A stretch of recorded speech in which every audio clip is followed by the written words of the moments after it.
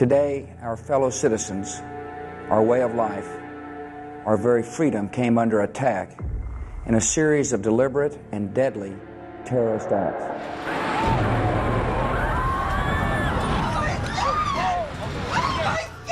There have been a series of terrorist attacks in the United States. Everything came down, glass started popping, and people got hurt, stuff went on top of them, and it was a big explosion and everything got dark. New York city morning time வழக்கம் போல் பிஸியாக எல்லோரும் ஒர்க்குக்கு போயிட்டுருக்காங்க. ரோட்ல எல்லாம் vehicles horn சவுண்ட்னு city ஃபுல்லாக அப்படி ஒரு பரபரப்பு. இப்படி ஒரு டேல யாருமே எக்ஸ்பெக்ட் பண்ணாத டைம் சடனாக வேர்ல்ட் ட்ரேட் சென்டரோட நார்த் டவர் மேலே ஒரு ஃப்ளைட்டு டைரெக்டாக வந்து கிராஷ் ஆகுது.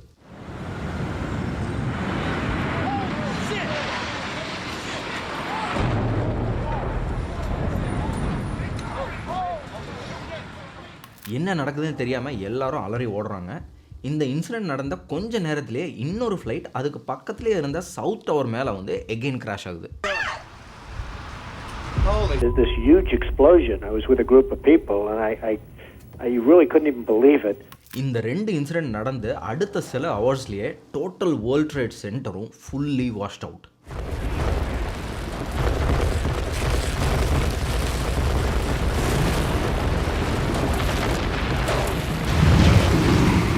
இதோட ஸ்டாப் ஆகல, அடுத்தடுத்து கண்டினியூஸ் இன்சிடென்ட்ஸ் பென்டகன் அப்புறம் பென்சில்வேனியான்னு இன்னும் 2 இடத்துல ஃப்ளைட்ஸு கிராஷ் ஆகுது. இந்த 4 அட்டாக்ஸில் அந்த பில்டிங்கில் இருந்தவங்க, ஃப்ளைட்டில் ட்ராவல் பண்ணவங்க, ரெஸ்கியூ டீமில் இருந்தவங்கன்னு ஆயிரக்கணக்கான மக்கள் இறக்குறாங்க. இந்த அட்டாக்ஸுக்கு பின்னால் யார் இருக்கா, யார் இதெல்லாம் பண்ணாங்க, இவ்வளோ உயிர்கள் போக காரணமாக இருந்த இந்த அட்டாக்குக்கு பின்னாடி என்ன ரீசன்? அல்கைதாவோட 19 வெல் ட்ரெயின் டெரரிஸ்ட் வேறு 4 பேசஞ்சர்ஸ் ஃப்ளைட்டை ஹைஜாக் பண்ணி அதை அமெரிக்கா மேலே முக்கியமான இடங்களில் மோதி பிளாஸ்ட் பண்ணது தான் இந்த 9/11 அட்டாக். இப்படி பயங்கரமான அட்டாக்ஸ் நடந்த நாள் யாராலையும் அவ்வளோ சீக்கிரம் மறக்க முடியாத நாள்.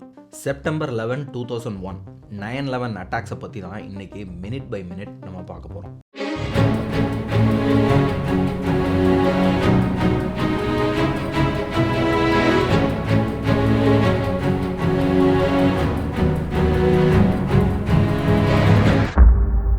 அமெரிக்காவோட இம்பார்ட்டன்ட் லேண்ட்மார்க் பிளேசஸில் இப்படி ஒரு அட்டாக்கை எக்ஸிக்யூட் பண்ணி அண்டர்ஸ்ட்டை கொண்டு வரது தான் இந்த டெரரிஸ்டோட மெயின் டார்கெட். அமெரிக்கா ரொம்பவே பவர்ஃபுல்லான கண்ட்ரியாக இருந்தால் கூட இந்த அட்டாக்ஸ் இந்த நாட்டையே கதிகலங்க வச்சுது அப்படின்னு தான் சொல்லணும். 24 வருஷத்துக்கு முன்னாடி நடந்த இந்த அட்டாக் அமெரிக்காவுக்கு ஒரு பிளாக் டே. இந்த அட்டாக்ஸ் நடந்து கொஞ்ச நாளுக்கு அப்புறம் ஒசாமா பின் லாடன், அவர் யாருன்னு உங்கள் எல்லாருக்கும் நிச்சயமாக தெரியும், அவர் இந்த அட்டாக்ஸுக்கும் அவங்களுக்கும் எந்த கனெக்ஷனும் இல்லை அப்படின்னு ஒரு ஸ்டேட்மெண்ட்டை வெளியே சொல்கிறாரு. ஆனால் 2004 எலெக்ஷன் டைம், அதாவது அட்டாக்ஸ் நடந்து 3 வருஷத்துக்கு அப்புறம் அதே ஒசாமா பின் லாடன் பப்ளிஷ் பண்ண ஒரு வீடியோ டேப்பில் அந்த அட்டாக்ஸ் எல்லாத்தையும் செஞ்சது அல்கைதா தான் அப்படிங்கிறது தெளிவாக இருந்துச்சு. சரி, இப்படி இவ்வளவு மக்களை கொஞ்சம் கூட மனசாட்சியே இல்லாமல் கொள்கிற அளவுக்கு அப்படி என்ன தான் ரீசன்னு பார்த்தா அதுக்கு பல ரீசன்ஸை அல்கைதா வெளியே வைக்கிறாங்க.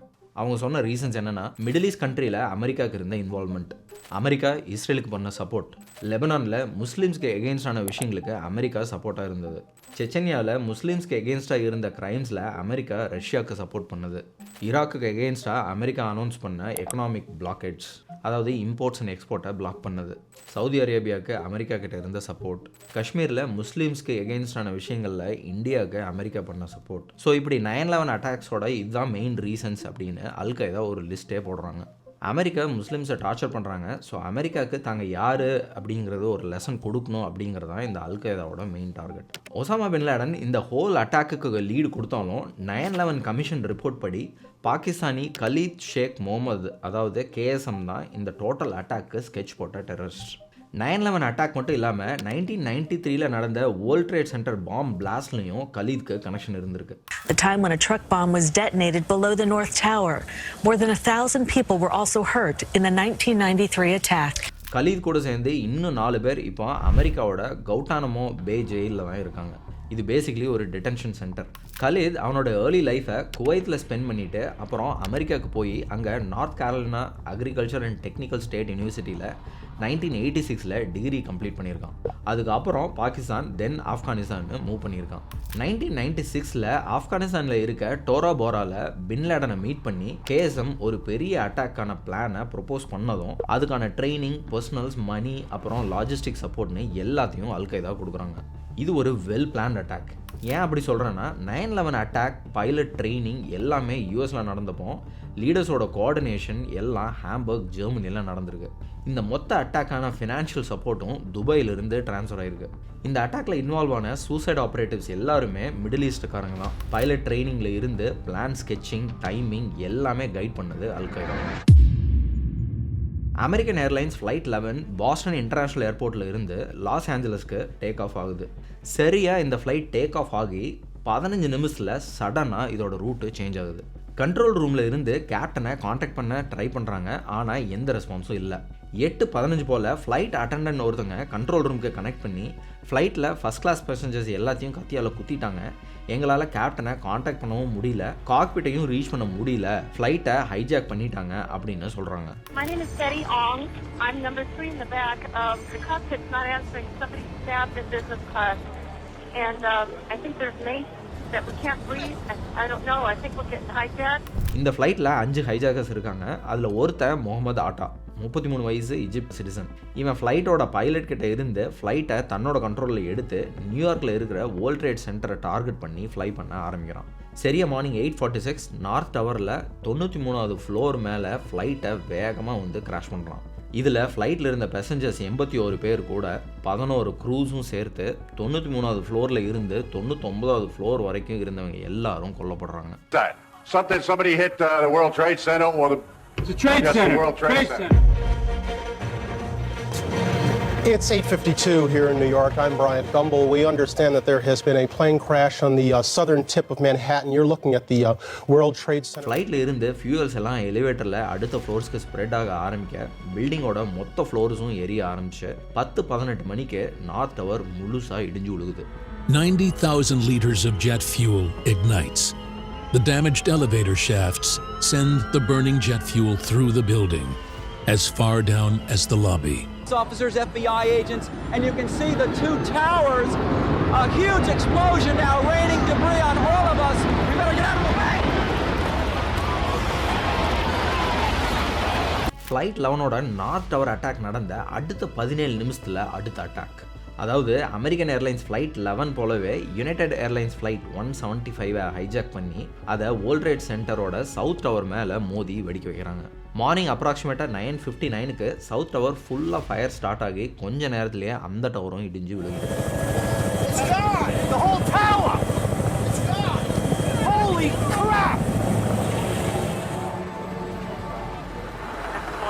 The entire World Trade Center on the south building just fell. I just saw the whole thing. Oh my God. Oh my God. அடுத்து வாஷிங்டன்ஸ் இன்டர்நேஷ்னல் ஏர்போர்ட்டில் டேக் ஆஃப் ஆன அடுத்த ஃப்ளைட்டு தான் அமெரிக்கன் ஏர்லைன்ஸ் ஃப்ளைட் 77. இந்த flight ஆக்சுவலாக loss ஏஞ்சலஸ்க்கு போக வேண்டிய flight. 9:37க்கு இந்த ஃப்ளைட்டில் இருந்த ஹைஜாக்கர்ஸ் அந்த ஃப்ளைட்டை வாஷிங்டன் டிசியில் இருக்க பென்டகன் பில்டிங் மேலே மோதி கிராஷ் பண்ணுறாங்க.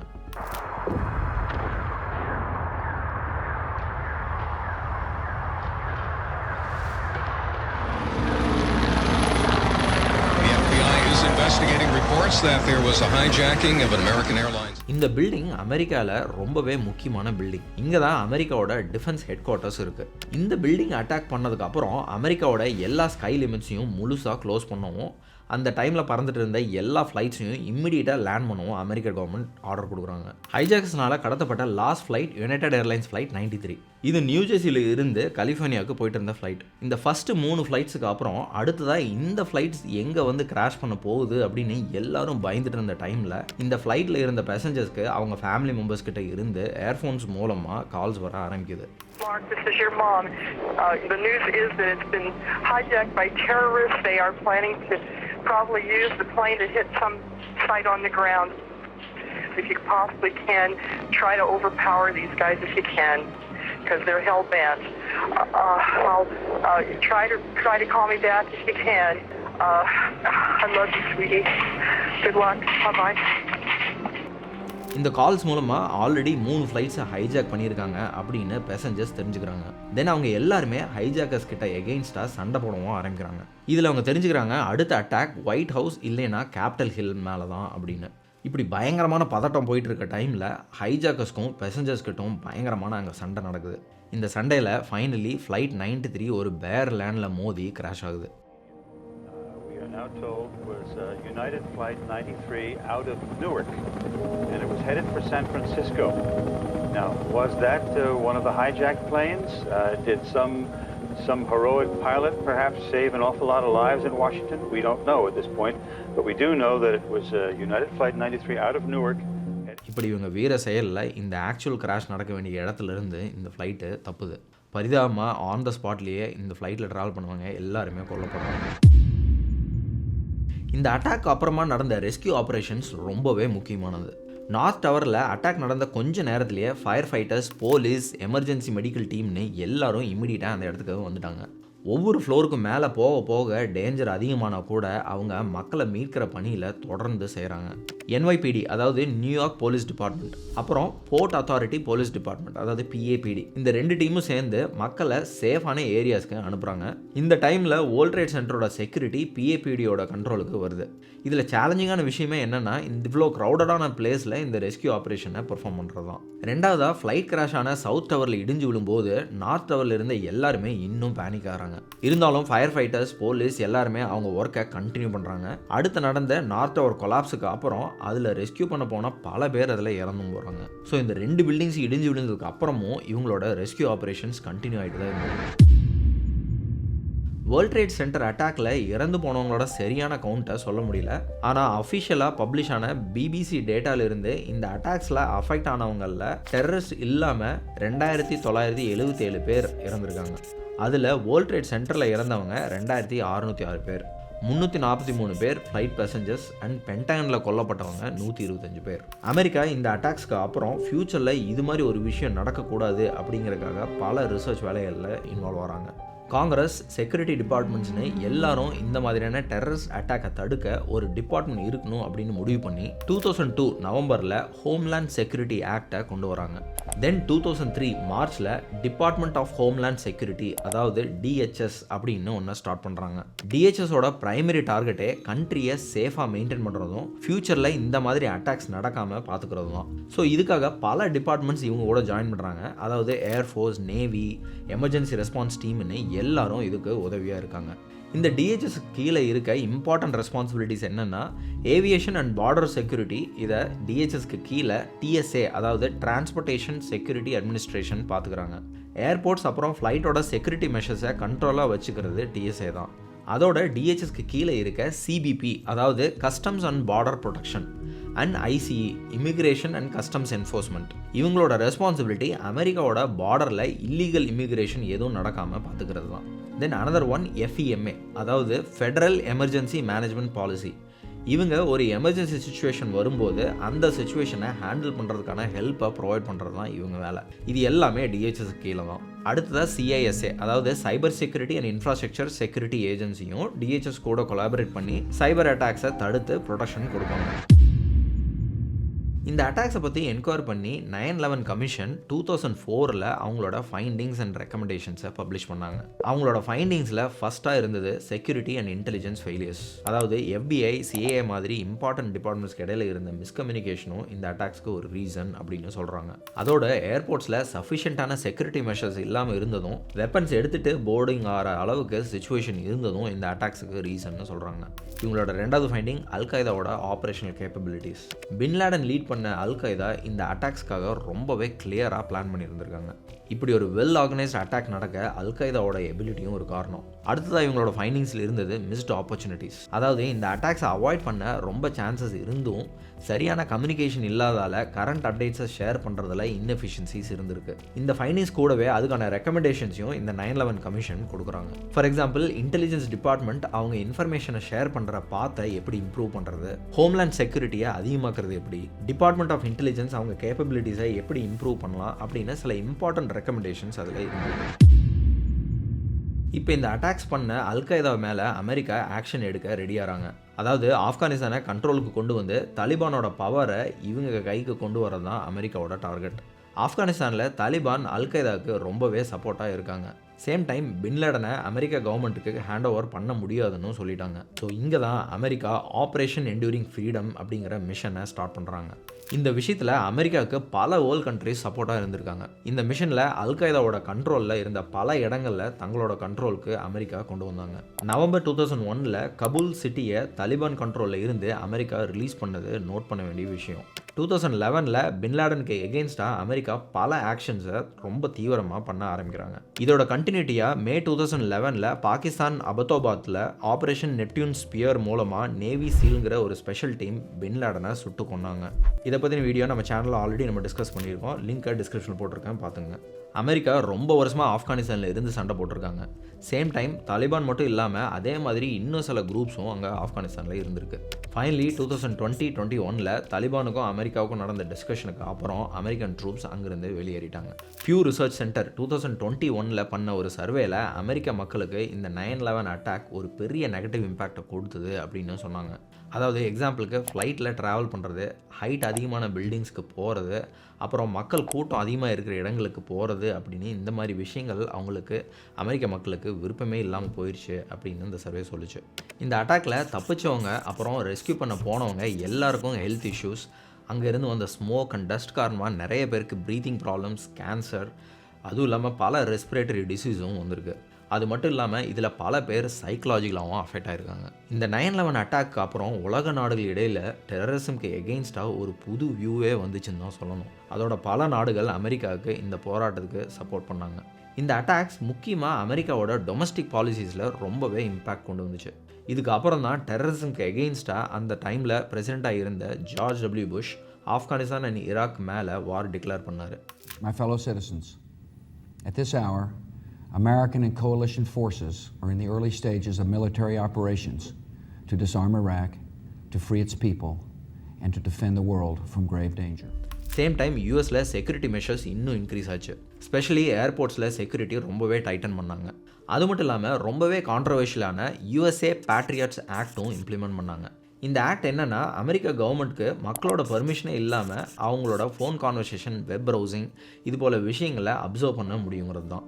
இந்த லாவை ப்ரைமர்லி சர்ச் அண்ட் சர்வைலன்ஸ் இது மாதிரி டெரரிக் ஆக்டிவிட்டியை அவாய்ட் பண்ணுறதுக்காக யூஸ் பண்ணாங்க. ஆனால் இந்த லா இப்போ ஆக்டிவாக இல்லை. இந்த செப்டம்பர் 11 அட்டாக்ஸ் அமெரிக்காவோட ஃபாரின் பாலிசியில் பல சேஞ்சஸை கொண்டு வந்துச்சு. வார் ஆன் டெரர் மூலம் பல உலக நாடுகளில் டெரரிசம்க்கு எகெயின்ஸ்டாக அமெரிக்கா பல ஆக்ஷன்ஸ் எடுத்தாங்க. 2001 ஆப்கானிஸ்தானில் நடந்த ஆப்ரேஷன்ஸ் அண்ட் 2003 ஈராக்கில் நடந்த ஆப்ரேஷன்ஸ், இது எல்லாமே இதோட பேசிஸ் தான்.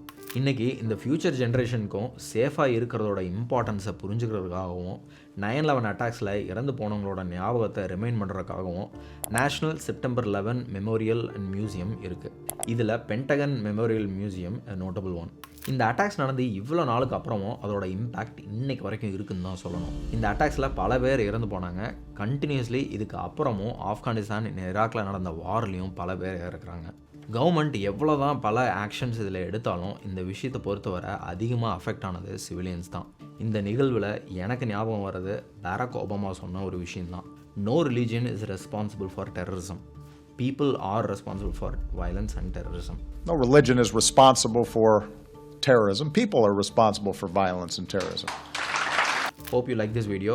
வீடியோ பிடிச்சிருந்ததுன்னா இங்கே கிளிக் பண்ணி ஒசாமாவை எப்படி கொன்னாங்க அப்படிங்கிற வீடியோவை டீட்டெயிலாக டிஸ்கஸ் பண்ணியிருக்கேன், பார்த்து தெரிஞ்சுக்கோங்க. சேனலை சப்ஸ்கிரைப் பண்ணிக்கோங்க for more interesting videos. This is Jason signing off.